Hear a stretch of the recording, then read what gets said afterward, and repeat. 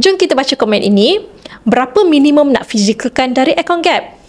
Baik, saiz emas yang dikeluarkan oleh Public Gold ada sehingga 14 saiz berbeza, 5 saiz dinar sekecil suku dinar sehingga 10 dinar dan juga 9 saiz gold bar sekecil 0.5 gram hinggalah gold bar 1 kilogram. Mengapa Public Gold mengeluarkan saiz yang pelbagai? Ini memberikan kemudahan kepada pemilik emas supaya dapat menjual simpanan emas mereka sesuai dengan kegunaan pada masa hadapan. Perbezaan yang ketara antara emas yang kecil dengan emas yang besar adalah spread value. Yang mana emas saiz bawah 10 gram, spread value adalah 9%.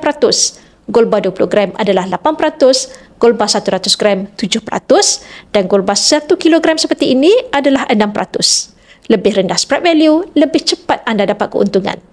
Tetapi ini bukan bermakna simpan emas yang kecil merugikan berbanding simpanan emas yang besar. Bagaimana cara untuk bermula? Pertama sekali, anda boleh daftar tanpa sebarang charge.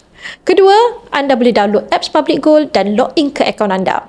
Selepas itu, anda boleh aktifkan akaun dengan belian emas yang pertama. Anda boleh pilih untuk membuat belian terus jika ada wang tunai yang cukup, atau anda boleh menabung gram emas sikit-sikit di akaun emas Gap, dan bila cukup gram emas, anda boleh arahkan sistem untuk keluarkan emas untuk anda simpan sendiri. Untuk bermula, anda boleh rujuk pin video saya untuk 5 langkah daftar akaun Public Gold dan saya akan bimbing anda dalam cara dan langkah-langkah simpanan emas yang terbaik untuk anda.